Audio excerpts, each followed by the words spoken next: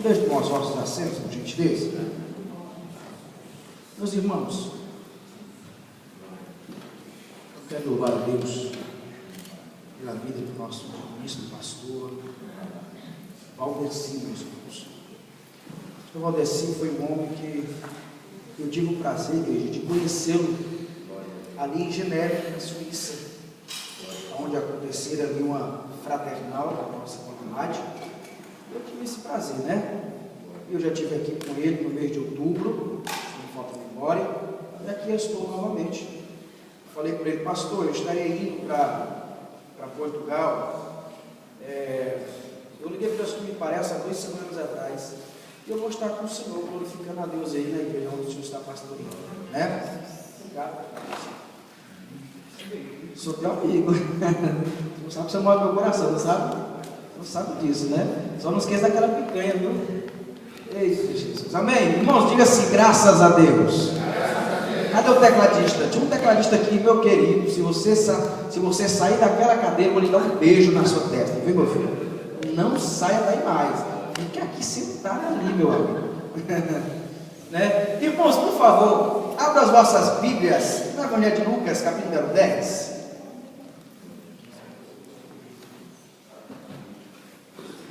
Evangelho de São Lucas, capítulo 10. Eu vi aqui também o filho do Leomar, né? Osmar. Talvez você não lembre de mim.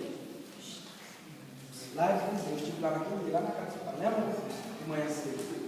Pronto. Amém, irmãos?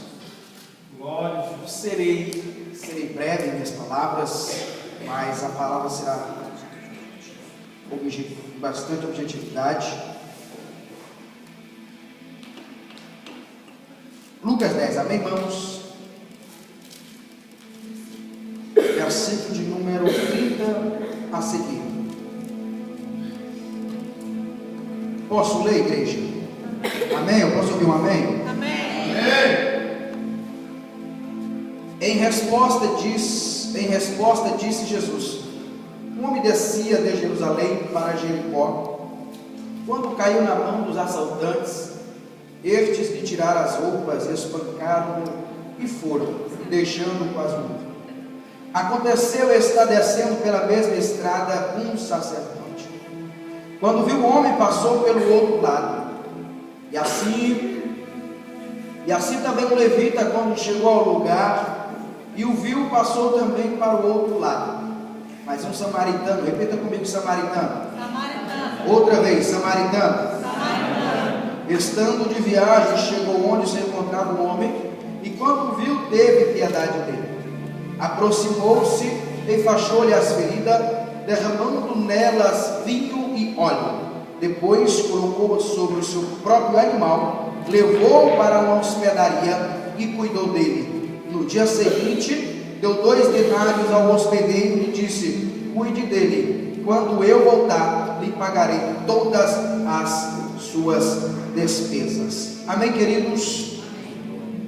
Irmãos, eu quero ministrar uma palavra subordinada ao tema o amor incondicional do bom samaritano. Repita comigo, o amor incondicional do bom samaritano. Tudo bem. Meus irmãos, para que você possa entender esta palavra, é necessário eu dar a vocês uma breve introdução, para que nós possamos compreender aquilo que o Espírito Santo de Deus quer ministrar aos nossos corações. Eu acredito, irmãos, que quando o nosso doutor Lucas ele está escrevendo este evangelho com o seu nome, eu acredito que ele escreveu este evangelho pela orientação do Espírito de Deus, porque o doutor Lucas não teve o privilégio de poder andar com Jesus, como andou Pedro, como andou João, como andou Tiago, como andou tantos outros apóstolos. Nós entendemos, meus irmãos, que o doutor Lucas ele escreveu este evangelho com base naquilo que alguém contou para ele acerca dos milagres realizados pela mão do nosso Senhor Jesus Cristo. O doutor Lucas, quando se converteu ao evangelho, quando se converteu ao Senhor Jesus, ele tinha um desejo muito grande no seu coração de conhecer aquele mestre amado. ele tinha um desejo muito grande no seu coração de conhecer a pessoa do Senhor. Porque o Dr. Lucas, meus irmãos, nunca tiveram o privilégio de andar sós com Jesus.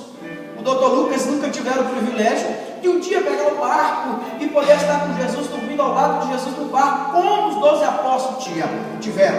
O Dr. Lucas não tiveram o privilégio de ver com seus próprios olhos um homem ressuscitado entre os mortos, como Pedro e os demais apóstolos viram Jesus falar para o morto Lázaro após 4 dias, dentre os mortos ele voltar à vida. Porém o Dr. Lucas ficou sabendo, ele ouviu falar que Jesus de Nazaré havia operado muitos milagres sobrenaturais pela mão forte do nosso Deus. E ele, sendo um médico, um homem curioso, um homem que tinha no seu coração, que fazia parte da sua personalidade, ele era um homem criterioso. E pelo fato de ser um homem criterioso, meus irmãos, uma pessoa crítica, porque ele cresceu nos laços da medicina, segundo os historiadores. O Dr. Lucas, meus irmãos, era um homem que sabia consultar muito bem uma enfermidade de alguém. O Dr. Lucas, ele sabia fazer uma avaliação e uma reavaliação de uma pessoa que estivesse enferma. Mas pelo fato dele saber que Jesus não conhecia apenas a enfermidade do homem, a física, mas sim a enfermidade espiritual que estava lastrada na alma do homem, ele entendeu que também ele precisava entregar a sua vida a Jesus de Nazaré. Pois bem, meus irmãos, quando Lucas entrega a sua vida a Jesus de Nazaré, ele foi um grande amigo de Paulo, e através do apóstolo Paulo, ele escreveu este evangelho, porque apesar do apóstolo Paulo não ter andado com Jesus, ele recebeu o evangelho da cruz por aquilo que ele havia recebido quando ele se converteu a Jesus. Porque a Bíblia diz lá em 2 Coríntios, se não me falta a memória, no capítulo 12, no versículo 1 a seguir, a Bíblia registra, meus irmãos, que o apóstolo Paulo falou: eu conheci um homem que há 14 anos atrás recebeu palavras, revelações extraordinárias, que não cabe a mim revelar a vocês. Deus não deu a ele o direito de escrever um evangelho, porém Deus deu a ele o direito de escrever aproximadamente 13 cartas. E o que eu acho interessante, meus irmãos, que o direito que Deus não deu a ele, Deus deu a ele essa revelação, e ele passou um amigo chamado Lucas. E esse amigo chamado Lucas escreveu este evangelho com base naquilo que o apóstolo Paulo havia contado a ele. E eu imagino o Dr. Lucas escrevendo este evangelho, meus irmãos, com lágrimas nos olhos, quando ele se deparou, queridos irmãos, em Lucas capítulo 10. Perceba, você vai entender por que eu estou falando isso. Quando ele se depara no capítulo 10, e ele começa a escrever, meus irmãos, relatando logo no versículo 1, quando Jesus dá uma incumbência aos 70 discípulos para poder pregar o evangelho, para poder anunciar o reino dos céus. Ele depois parou, ele cessou acerca de falar do comissionamento de Jesus, para falar acerca de uma palavra que Jesus havia falado aos doutores da lei. E naquela palavra, quando ele para, irmãos, para escrever essa palavra linda e maravilhosa, eu acredito que ele escreve com lágrimas nos olhos, porque o que chamou a atenção de Lucas foi a maneira que Jesus expressou essa parábola. Porque um doutor da lei fizeram uma pergunta ao nosso Senhor, dizendo: bom mestre, como é que o homem pode herdar o reino dos céus? Como é que o homem pode alcançar os céus? Como é que nós podemos chegar ao Senhor? Perceba-se, meus irmãos, sabe quem era que estava fazendo essa pergunta a Jesus? Era um escriba, era um doutor da lei, um homem que tinha conhecimento, um homem que conhecia a Torá, um homem que conhecia o segundo livro de Moisés, um ensinador, um homem que pregava aos sábados, fez uma pergunta maliciosa para o nosso Senhor Jesus Cristo. Mas como nós sabemos que Jesus não é surpreendido por nada, ninguém pega Jesus em surpresa nenhuma. Enquanto alguém faz uma pergunta maliciosa para o nosso Senhor, ele responde com serenidade, ele responde com amor, ele responde com prudência. E assim as respostas que Jesus dá é em resposta de evangelização. Não tem coisa melhor, meus irmãos, de responder uma pergunta maliciosa de alguém, se não sendo uma resposta de evangelização. Se alguém te fizer uma pergunta maliciosa, se alguém fizer uma pergunta querendo te pôr à prova, o que será que você faria no lugar de Jesus? O que será que eu faria no lugar de Jesus? O que será que nós faríamos no lugar de Jesus?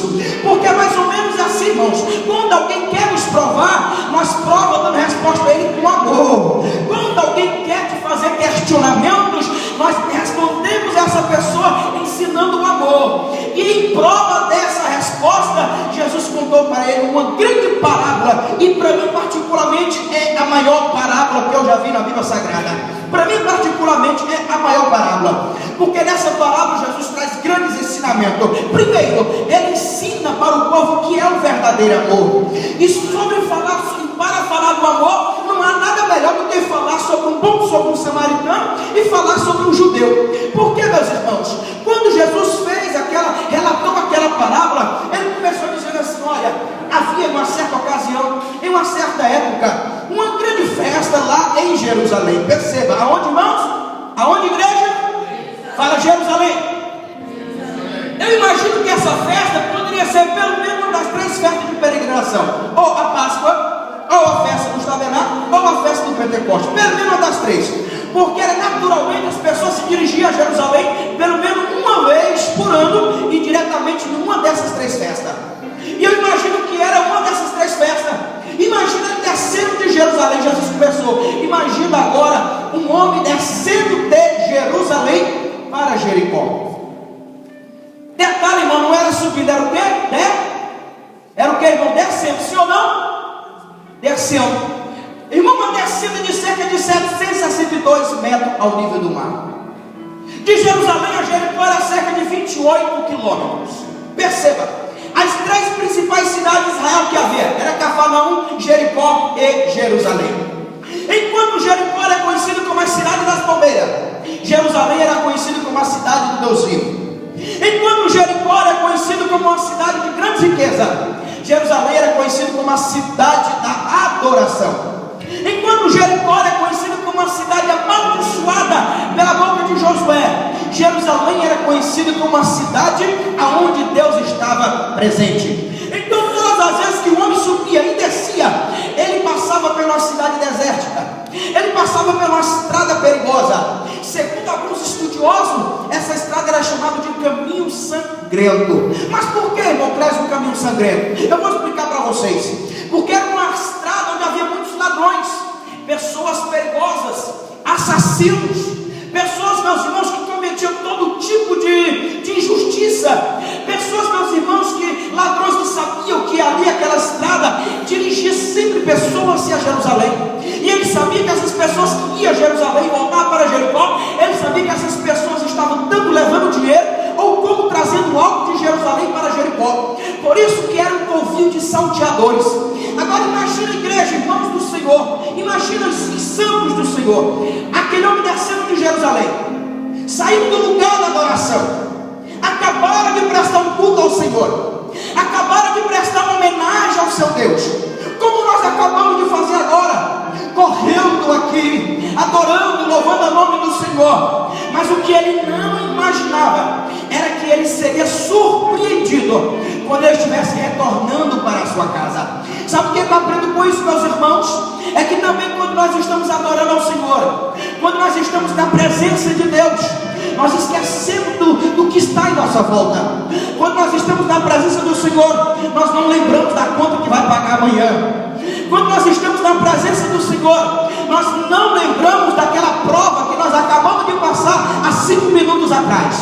Quando nós estamos declarados na presença do Senhor, nós não lembramos às vezes nem dos nossos familiares, porque quando o homem está adorando a Deus com o seu espírito, com a sua alma, com o seu corpo, quando ele está entronizado na presença do Deus eterno, ele não lembra das provas que ele está passando, porque antes de clamar, falando a Deus acerca das suas provas, ele só sabe que tem que adorar a Deus, independente da situação em que ele está vivendo. Então imagine, meus irmãos, este homem que acabara de fazer este culto de adoração a Deus, teve que passar por essa estrada, não tinha outro caminho.